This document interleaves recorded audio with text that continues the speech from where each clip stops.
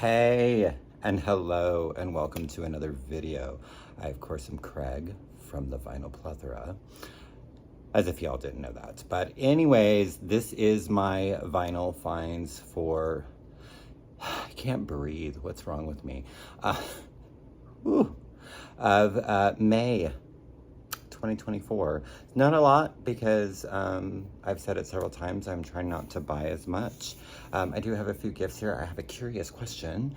I went to Seattle a couple weeks ago for my best friend Kimmy. She got married and had a little party celebration for that. So it was really great to get to catch up with some old friends and really get some good visits in.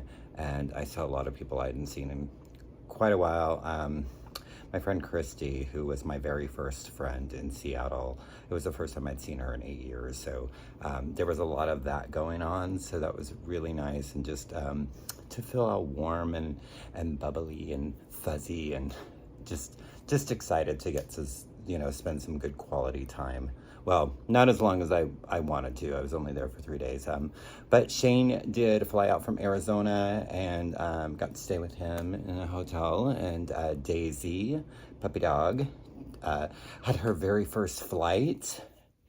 And she was really good. And everybody who encountered her was just like, oh my gosh, what a well-behaved Chihuahua. It's so strange.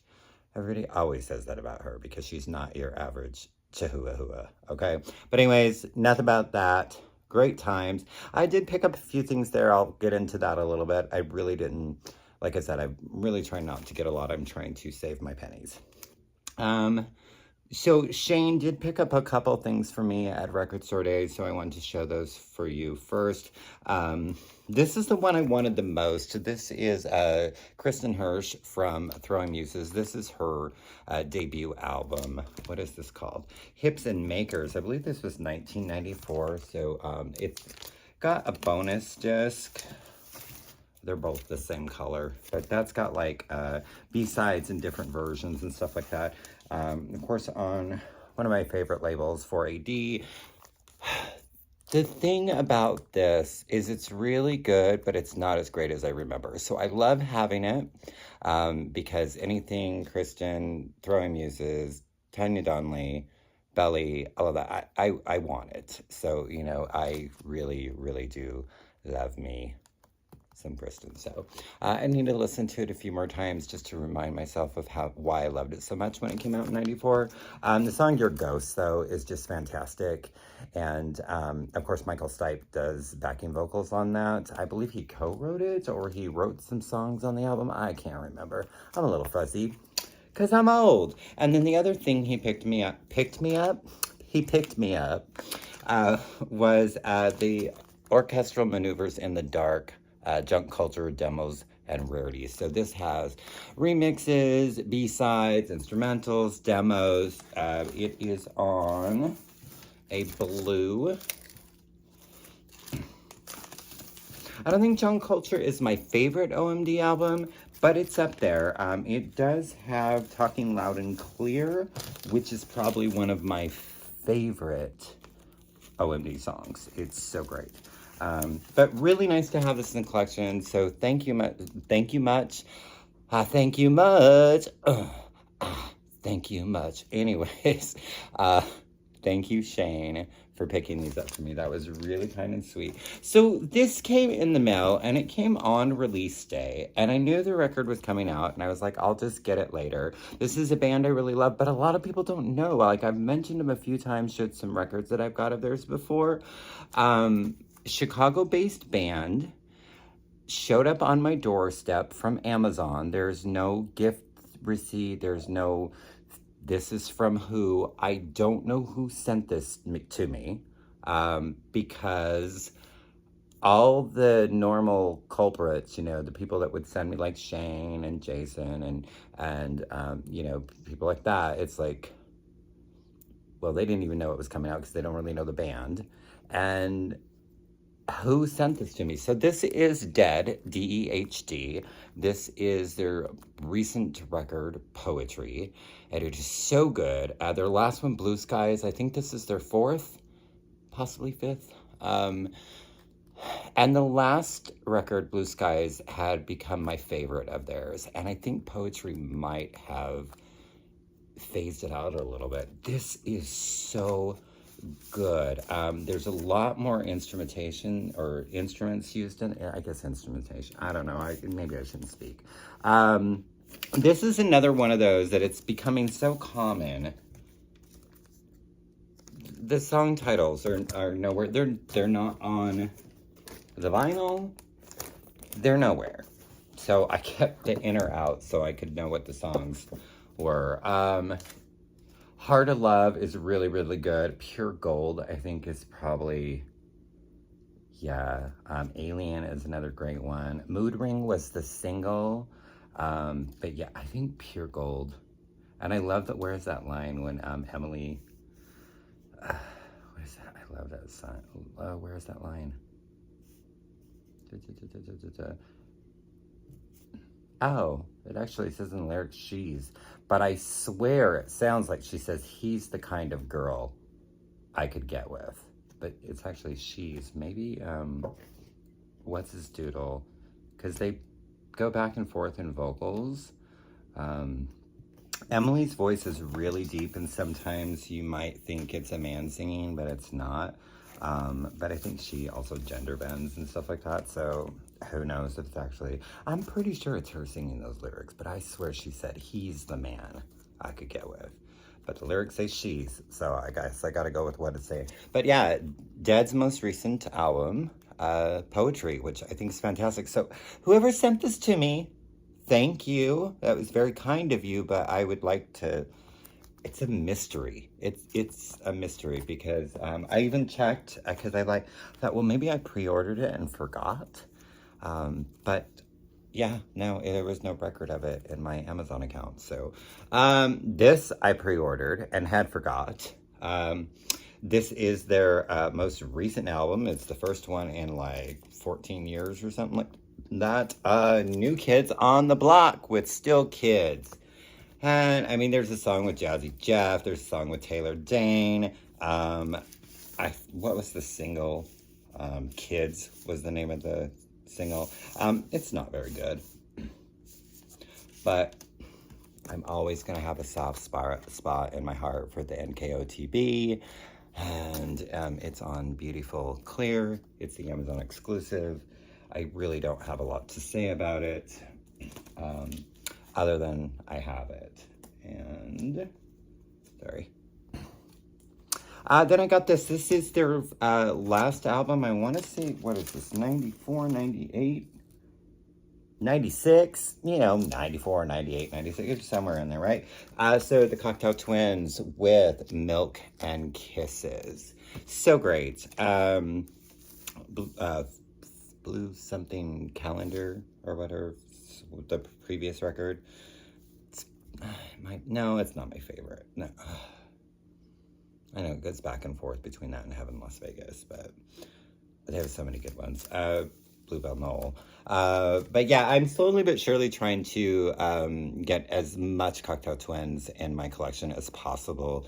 Elizabeth Fraser's voice is just angelic and perfect, and her vocabulary, if that's what you want to call it, where she really, she's not really speaking every once in a while she'll say a word in English, but it's all her own little made-up language, and it's just, it's angelic, it's ethereal, it's Elizabeth. But yeah, they're so great. The new ones were all remastered by Robin Guthrie, who is the other half of Cocktail Twins. Well, there might be one other person. There was people that came in and out here and there.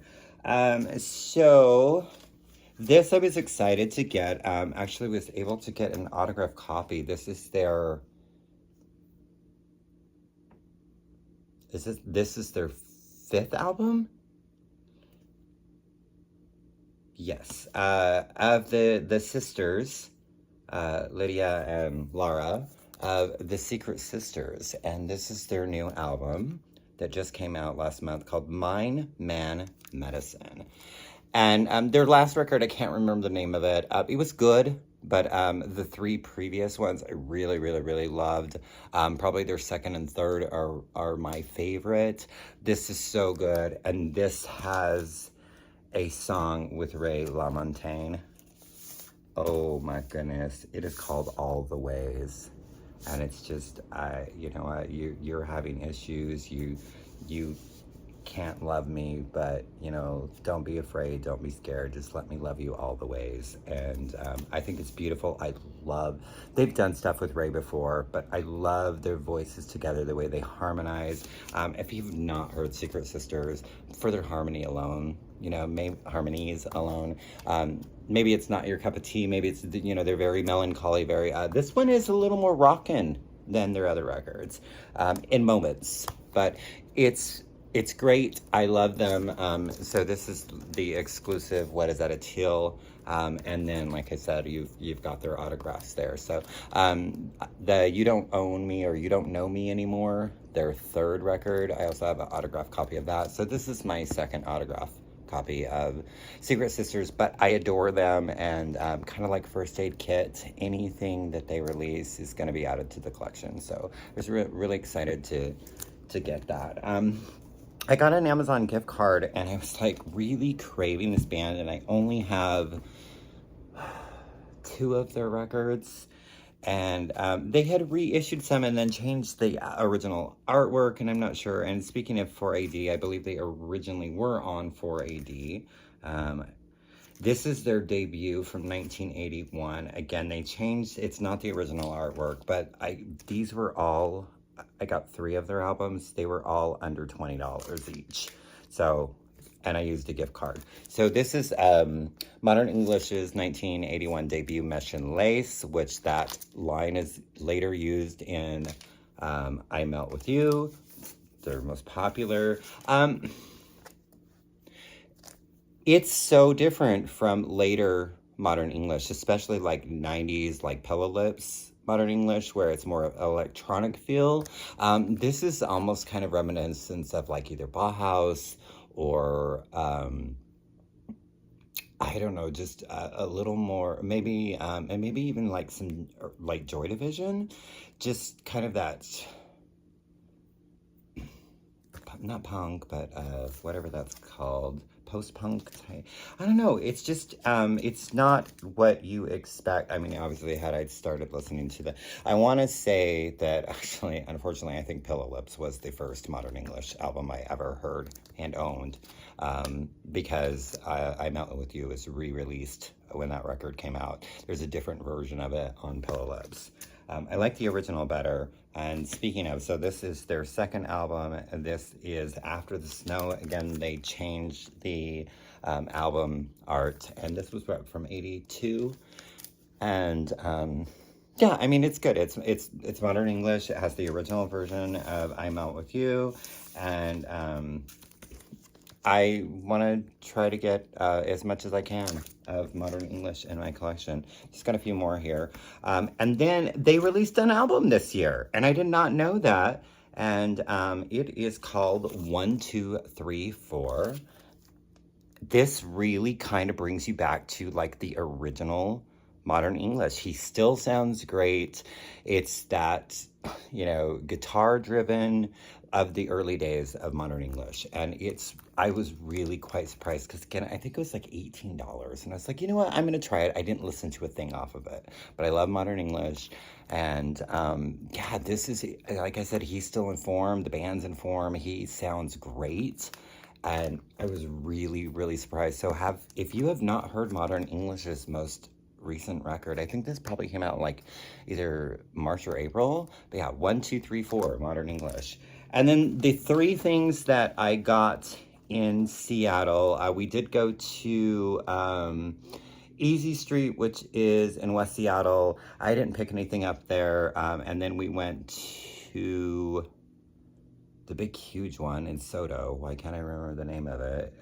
I went there all the time. I didn't get to go to my favorite Jive Time, which is in Fremont, but it's a really teeny tiny record store, and we didn't have a lot of extra time. So I saw this and was really, I've been wanting to get this for a while. This is a live album that I really, really like. And this is Elton John live in Australia. And it's with the Melbourne Symphony Orchestra.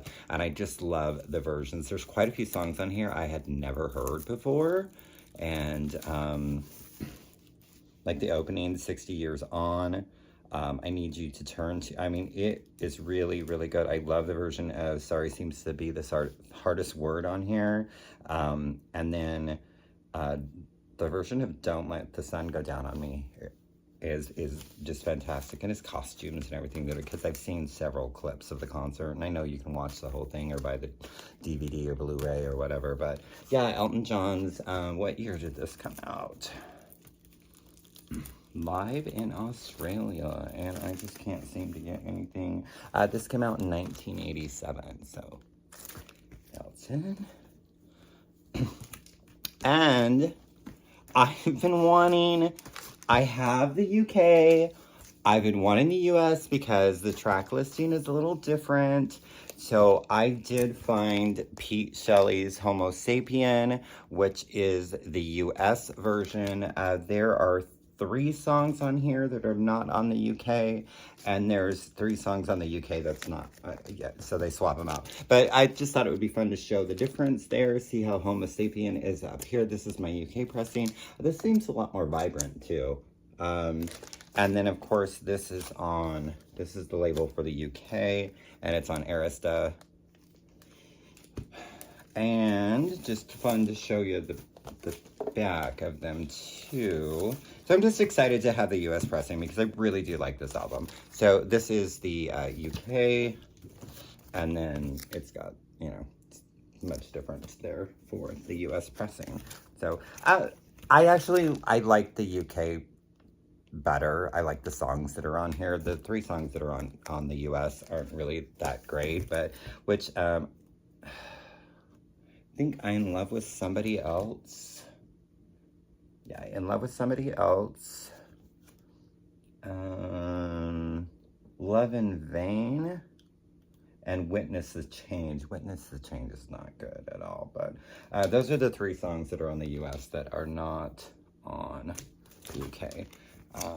And lastly, yes, I don't know what's wrong with me. I'm really starting to consider therapy. I don't know why I keep buying his stuff, but